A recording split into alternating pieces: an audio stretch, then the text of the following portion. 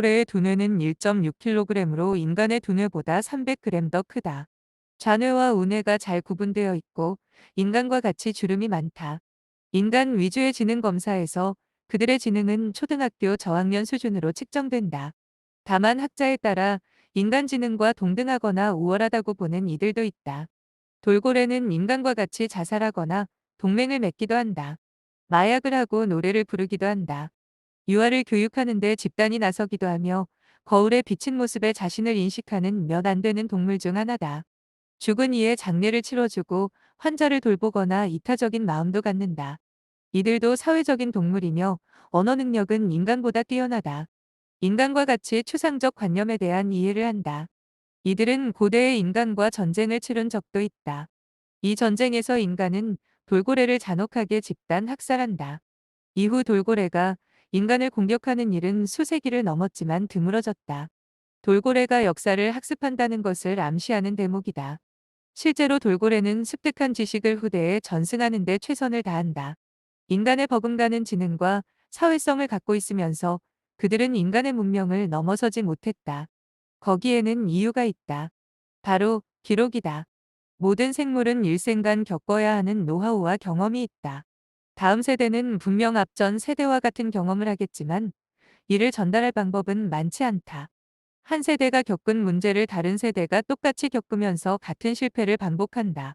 진보하지 못한다. 인간 문명이 폭발적으로 진보한 시기는 메소포타미아 문명부터다. 이전까지 인간도 다른 동물처럼 지식과 경험을 넘겨주지 못했다. 그저 다른 동물과 같이 사냥하고 채집하며 떠돌아다녔다.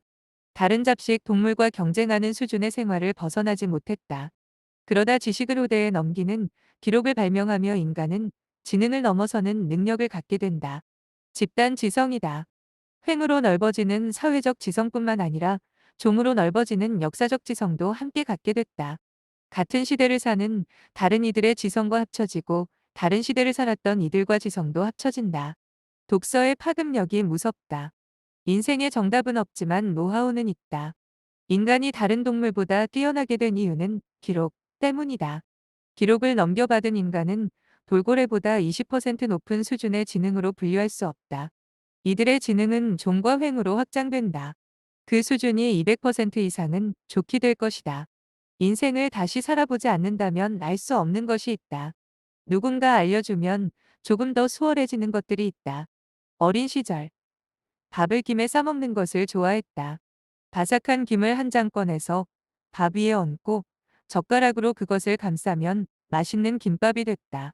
다만 밥을 쌀 때마다 부서지는 김 때문에 애를 먹었다. 그때 아버지는 지켜보다가 말씀하셨다.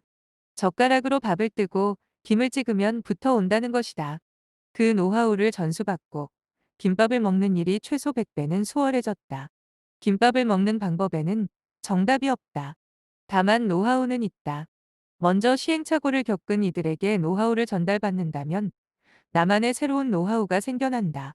새롭게 생긴 노하우는 단점은 보완하고 장점을 극대화시킨 뒤 나만의 방식으로 체득하면 된다. 나만의 방식으로 체득된 보완된 노하우는 다음 세대로 넘긴다. 아니면 기록을 통해 종과 횡으로 흩뿌려버린다. 지금 내가 쓴 이 글도 5G의 속도를 타고 전 세계로 흩뿌려진다. 극히 적은 확률로 해외 누군가가 볼 수도 있다. 12년간 정신분석 전문의로 일했던 김혜남 작가는 자신의 노하우를 10권의 책에 실어 종과 횡으로 뿌렸다. 그 노하우는 130만 독자의 공감을 얻었다. 130만 독자가 새 생명을 얻은 것과 다름없다. 2001년 43살의 몸이 굳어가는 파킨슨 병을 진단받은 이는 자신의 삶에 녹아있던 노하우를 최선을 다해 활자 위에 뿌렸다. 후회를 하지 않으면 좋겠지만 인간은 언제나 지난 날을 후회한다. 돌이켜보건대 더 좋은 선택을 하지 못했음을 아쉬워한다. 그것은 못난 자신을 탓하는 자책이 될 수도 있지만 사실 지난 날에는 보이지 않던 것들이 지금 보인다는 걸 봤을 때 내가 더 성장했음을 보여주는 증거이기도 하다. 김예남 작가의 글에는 다음과 같은 말이 있다. 이해가 되지 않으면 일단 외워라. 학교 선생님이 하신 말씀이시다. 암기보다 이해가 선행돼야 한다는 누구나 할 수 있는 교육 철학에 반하는 말이다. 아무리 말해도 이해하지 못하는 아이들에게 선생님은 곰곰이 생각해 보시다 말했다. 이해가 안 되면 일단 외워버려. 명쾌했다. 유학하던 시절. 급하게 해야 할 어사인먼트가 있었다. 간단한 쪽지 시험이었는데 도대체 무슨 말인지 알 수가 없었다. 일상회화 영어 단어도 벅찬 초짜 유학생에게 지난 학교 선생님의 조언은 통쾌할 정도로 맞았다. 일단 무식하지만 외우고 본다. 시간이 지나면 암기했던 것들은 점차 내 머릿속에서 해체되더니 이해가 되던 날들이 오더라. 그것은 공부 노하우뿐만 아니다. 삶의 노하우도 마찬가지다. 도무지 이해가 되지 않는 사람이 있을 수 있다. 왜 그래야 하는지 이유를 모를 것 같은 노하우도 전수받는다. 그럴 때 이해는 둘째치고 일단 외운다. 저 사람은 원래 저런 사람이다. 세상에는 이렇게 일이 해결될 수도 있다. 암기된 정보는 일단 적절하게 활용된다.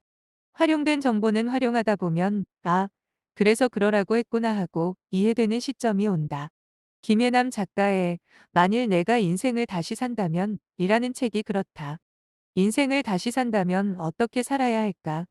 그것은 지극히 개인적인 이야기지만 종과 횡으로 비슷한 상황에 걸린 우리의 이야기이기도 하다. 그뿐만 아니라 여러 성인과 다른 이들도 모두 자신들의 이야기를 활자화 기록했다. 나의 지적, 경험적 능력을 상하종횡으로 확대하는 가장 좋은 방법이 독서라는 사실을 깨달으며 그것을 다시 다음 세대로 전달하는 지필에도 꾸준한 욕심이 생긴다.